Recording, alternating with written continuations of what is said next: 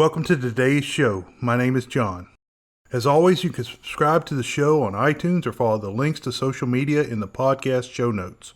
So please subscribe when you're finished listening. You can also go to snarkymoviereviews.com to read notes, bios, and other random movie thoughts. Today's movie is Wild in the Streets, 1968. This movie is part of the counter-culture narrative and plays heavily on the oft-quoted never trust anyone over 30. I guess the young people were being sent to Vietnam and may have had justifications for the way they felt. You could not vote or drink at 18, but you could sure be drafted. This counterculture theme was explored a little with Vanishing Point 1971, Logan's Run 1976, and some other films in a future podcast. The time frame for this movie was 1968 to 1969. In the movie, the Republican presidential candidate defeats the Democratic incumbent, which at the time was Lyndon Baines Johnson, LBJ. At the time of this movie, it was believed that LBJ would run for a second term.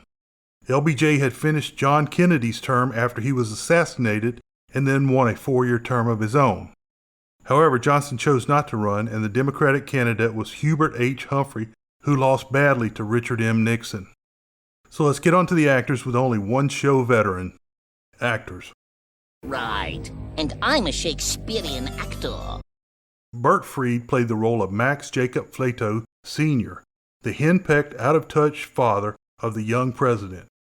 Freed was covered in episode 73, Billy Jack, 1971. Shelley Winters played the overcaring mother of the young president, Daphne Flato. Winters was born in Illinois in 1920 or 22. Her family moved to Brooklyn when she was very young. Winters started performing in plays while she was in high school. She worked as a model and a Borscht Belt vaudevillian. That's a mouthful. The Borscht Belt is a mostly defunct name for the Catskill Mountain Clubs. During a national campaign to find someone unknown to play Scarlett O'Hara in Gone with the Wind, 1939, director John Cukor advised Winters to take acting lessons. She did, and before long she was on Broadway. However, the pull of Hollywood was too strong and she headed out west. Winters had some rough years in Hollywood, not getting much more than bit parts. Finally, she got noticed for her role in A Double Life 1947. She had a small role in Red River 1948 and an important role in Winchester 73 1950, but she kept getting small and tawdry roles. Winters played pitiful characters in films such as A Place in the Sun 1951, where she is murdered by the father of her unborn child, played by Montgomery Clift, so he can pursue Elizabeth Taylor's character. Winters kept getting the same roles: huzzy, drunk, gold digger. To combat this, Winters began doing serious stage work and honing her craft at the Actors Studio. Winters hit it big again when she played the wife of a vicious killer, played by Robert Mitchum, in the fascinating The Night of the Hunter 1955. She played the super-sensitive Mrs. Van Daan in The Diary of Anne Frank, 1959. For this role, she won a Best Supporting Actress Oscar. Another powerful role was as the clueless mother in Lolita, 1962. In A Patch of Blue, 1965, she played a prostitute that turned her blind daughter out for money. This role got her a second Oscar. As she continued to grow larger, she found good supporting roles as Jewish mother types. In The Poseidon Adventure 1972, she played an aging swimming champion that died after making a long swim during the escape. The 1970s and 80s found Winter making the late-night talk shows and making her way with Wild Tales of Hollywood and her numerous affairs. Winters has been most recently seen playing Roseanne Barr's loudmouth mother on The Roseanne Show. Winters died of a heart attack in 2006. Christopher Jones played the role of Max Frost, a rock star that leveraged his popularity into the presidency. Jones was born in 1941 in Jackson, Tennessee, which I believe is now the meth capital of America. His mother was committed when he was 4, and she eventually died in an asylum. Jones had a rough youth and was in foster homes, orphanages, and one point Boys Town, which was probably not run by Father Flanagan and should be read as Youth Jail. Jones joined the military, went AWOL, and served time on Governor's Island. Following his release, he began studying art, but people convinced him that he looked like James Dean and he should try acting. Jones was accepted to the Actors Studio and found a role on Broadway. He married Susan Strasberg, the daughter of Lee Strasberg. It doesn't hurt to marry well. However, this marriage only lasted 3 years. Jones starred in Chabasco 1967 with his wife, and then made a 1960s counterculture hit with Wild in the Streets 1968, where the youth of America took over the political system. Jones had other roles in films such as The Looking Glass War 1970 and Ryan's Daughter 1970. However, not long after actress Sharon Tate was murdered by the Manson family in 1969, Jones dropped out of acting. Quentin Tarantino offered the recluse a role in Pulp Fiction 1994, which Jones refused. However, he did appear in a small role in Mad Dog Time 1996. Ed Begley played the role of Senator Amos Albright, a member of the Old Guard. Begley was born in 1901 in Connecticut. Begley started acting at the age of 9 in local theater. He allegedly left home at 11 and made his way on his own. He served in the U.S. Navy for 4 years. In 1931, he started working in vaudeville. He began working in the professional theater, but it took until 1947 before he had a starring role. His first movie was Boomerang 1947. As well as remaining a prolific television actor, Begley was in almost every genre of film. These include westerns such as The Lady from Texas 1951, Lone Star 1952, Hang 'em High 1968, film noir such as Sorry Wrong Number 1948, Backfire 1950, On Dangerous Ground 1951, Deadline USA 1952, and Odds Against Tomorrow 1959. Comedies such as It Happens Every Spring 1949 and You're in the Navy Now 1951. Musical The Unsinkable Molly Brown 1964 and the amazing drama 12 Angry Men 1957. Begley died of a heart attack in 1970 at the age of 69. Hal Holbrook played the role of young Senator Johnny Fergus, who thought he could control the youth vote. Holbrook was born in Ohio in 1925. Holbrook served in the Army during World War II. After the war, he attended Denison University and wrote an honors project on Mark Twain. He performed as Mark Twain many times in his career. Holbrook became a television actor and worked on soap operas as well as stage performances. The first movie that I associate Holbrook with is All the President's Men 1976, where he played Deep Throat, rather than the earlier Wild in the Streets 1968. Holbrook was in The Great White Hope 1970, Magnum Force 1973, Midway 1976, along with everyone else, The Great Space Adventure Capricorn 1 1977, The Utterly Horrible The Fog 1980, The Star Chamber 1983, Wall Street 1987, Fletch Lives 1989, The Firm 1983, Men of Honor 2000, Into the Wild 2007, which resulted in him being the oldest male nominee for an Oscar, and Lincoln 2012.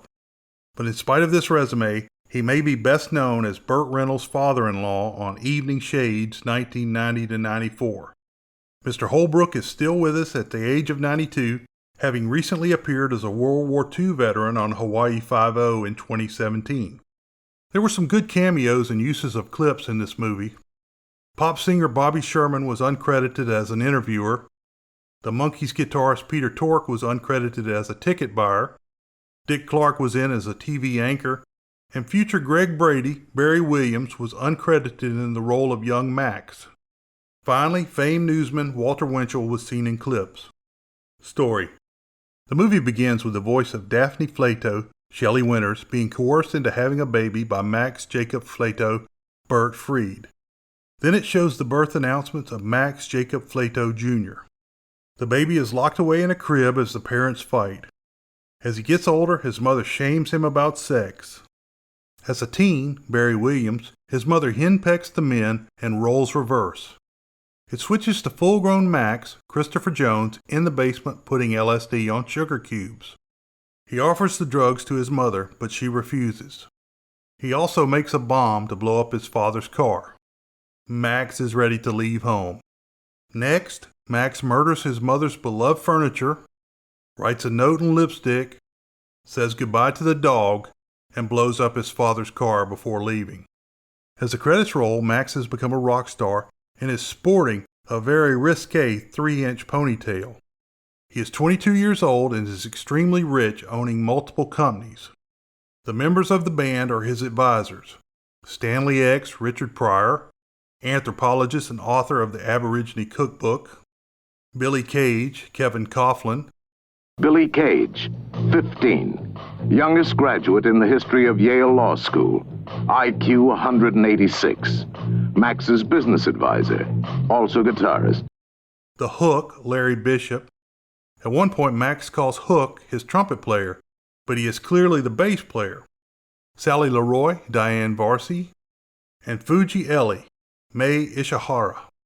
He becomes the messiah of the under-25 set, singing songs about being 52%. Not too good. Daphne is at home desperately trying to stay young when she sees her son on television and recognizes him. She immediately thinks of wigs and facelifts before going to see Max. She goes through a beauty regime akin to what Norma Desmond did in Sunset Boulevard 1950. Max has fathered several daughters and is somewhat interested in their lives. Daphne and Max Sr., youthfully decked out, prepare to go to Max Jr.'s concert.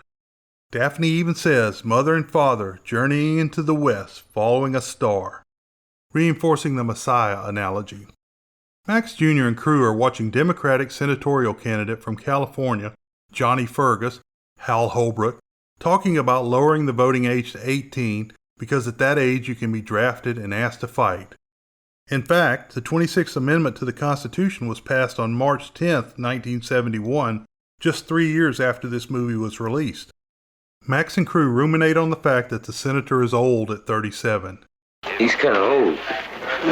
No, he's only 37, Well, right? we got a nice steak out there if you're willing to cook. That's 37, that's old. How long do you think you're going to live? 30, man. 30? 25, maybe. After that, who needs it, huh? Yeah, I don't want to live to be 30. 30's death, baby. They all agree they don't want to live past 30. Max has already agreed to play a rally for Fergus. Daphne and Max Sr. bribe their way into the concert. Daphne is starstruck, but Sr., not so much. Daphne fights her way backstage and finds Max. They all pile into the car and Daphne drives wild until she runs off the road and kills a small kid. Max Jr. tells Billy to get her out of trouble and that she should stay away from him from now on. At the rally, the senator introduces Max to his children. The two boys and young Mary are really taken by Max. The Hook is shown with a trumpet. Max sort of supports the senator and says he is sneaky Panther games, whatever that means. He says Billy is 15. Max calls for 14-year-old voting and sings 14 or Fight. The song also contained the phrase, rocking the vote. Max starts to call them troops and organizes flash mobs. The senior senator from California, Amos Albright, Ed Begley, warns Fergus that he is playing with fire. They hear Max Frost music from Fergus's kids. Fergus goes to see Max and tries to stop the mob from forming on Saturday night. Albright blows up at the meeting. Our great republic has found its strength and wisdom in the mysterious will of the electorate. No, man, that's some far-out religious bag. You let the chicks vote. We're going to get to vote. You're a filthy rabble. You make a mockery of our most sacred institutions. Kill for the vote. You said that. You dared to say that our fair mothers would have killed for the vote? Our most militant suffragettes. Earn the vote. Work for it. Patiently, patiently, patiently. Fergus tries to take the middle ground. He says he can handle them. They change the call to 15 and ready, and Max agrees to make the mob be peaceful. The mob begins showing up on Friday. The moving kids shut down traffic throughout the greater LA area. Mobs form in other cities. Fergus slaps his son who wants to go to the rally. The Hook asks Max to restore his hook hand in another Messiah reference. Max and Fergus show up 7 hours early and calm the mob down. Over time, 21 states have lowered the voting age. All Max has to do is name a location for a mob, and states panic and change the law. Fergus's oldest son comes to stay with Max. He tells Max that when Fergus gets elected, he will dump Max. He also tells him that a congressman died and Max can get anyone elected. They decide Sally Leroy should run because she is turning 25.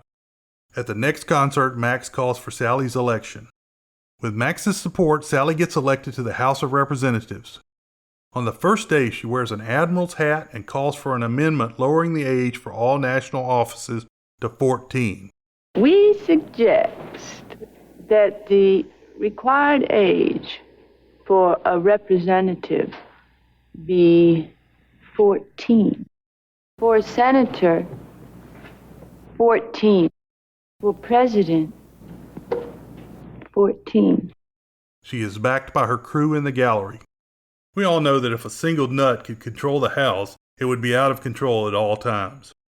A giant mob of kids comes to Washington, and it lasts for 40 days and 40 nights. There's that Bible stuff again. Finally, the kids break through, and the Capitol Police open fire. Max goes on stage to sing that nothing can change the shape of things to come. Congress is under siege in the Capitol after 12 kids were killed. Senator Fergus's son, now a full revolutionary, comes to see him. The kid's ideas are a little out there and the talk ends badly. The senator gets good and drunk and attacks all of his children's posters. Max and his crew are deciding how to get the votes they still need, and after seeing Sally tripping, they decide to give acid to all their political opponents. They drop gallon jars of LSD in the water and send a youth to be a trip guide for each senator. Even Senator Albright is having a good time. They all approve the amendment while high. Daphne is full on hippie and Max Sr. is disabled. Daphne has been taking LSD therapy. Fergus tries to get her to stop Max Jr., but she says she is behind him. I don't understand. What did you mean by my son's reign of terror? We're desperate, Mrs. Flatow. He's paralyzed the country. You see, if you... Then I'm sure my son has a very good reason for paralyzing the country. Max Jr. wants to run his own party or as a Democrat, but his crew convinces him to go Republican. They show an LBJ look-alike petting his hound dog as Max is nominated at the Republican convention. Max campaigns to the young people and wins every state except Hawaii. As president, Max addresses Congress, which now has many younger people. Fergus has a gun in his desk and gets ready to fire on Max as Max screams for the power. Fergus flees. Max's plan is to make everyone retire at 30, and at 35 you have to report to a center where you'll be zonked out on LSD for the rest of your days. Young black-shirters begin rounding everyone up. Max claims that they will go willingly, but all the scenes are forced. Albright is in one of the camps wearing a purple robe and smiling happily. Max Sr. is there and happy as well. Max's people give a lethal overdose of STP, whatever that is, to the Hawaiians, and the ones that survived are very weird. Hawaii, the only state which has not voted for Max, was given a lethal overdose in total of STP. The survivors are a weird, hearty breed now, largely nomadic and strangely ill-coordinated. They do not seem to understand what has happened to them. Older people are being hidden in attics and basements. Remind you of anyone? Blackshirters capture Senator Fergus and his wife, who have been hiding out in the wilderness. The youth rebellion spreads to the USSR and China. Finally, they come for Daphne, who shoots at them but is shortly captured. She shouts, "I'm young, I'm young." Then, "I'm Aryan, I'm Aryan." Then, "No, I'm young," as they drag her away. No, I'm Aryan! I'm Aryan! I'm young! Max watches from the car. Fergus's wife is shown sad at one of the camps, and the senator is shown hanging from a tree. Max has taken the Fergus child Mary, and he goes to visit one of his baby mamas. Mary is dressed as a black-shirter. When he tells her to stay, Mary gets mad and calls him old. Daphne freaks out and tries to climb the barbed wire fence, and when she is pulled down, she starts singing "My Country's 'Tis of Thee," oddly similar to the drive-in detention camp in Red Dawn 1984. Max sends grain to the poor countries, disbands the military, and all the intelligence services. He can't get it out of his head that Mary called him old. Max plays around in the woods while Shape of Things to Come is playing again. Max kills a crawfish and some kids come up and say it was their pet. Max tells the boys they're not big enough to do anything about it, and one of the boys looks at the camera and says, "We're going to put everyone over 10 out of business." We're going to put everybody over 10 out of business.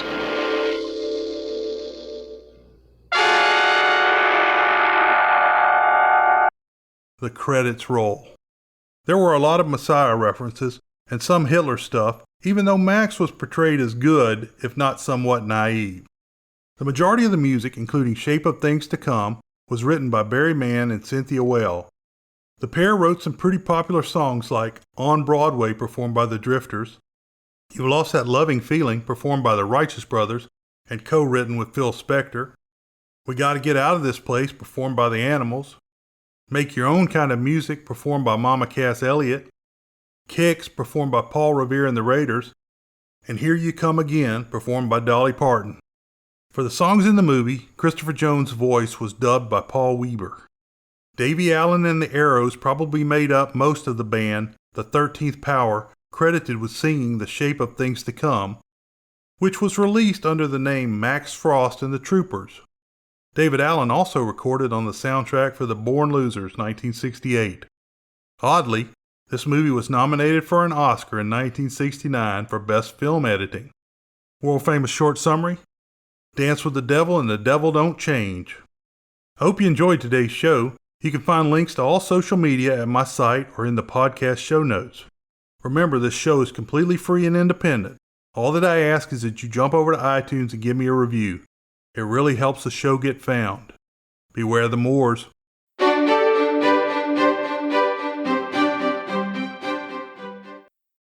Oh my. Target that explosion and fire a review.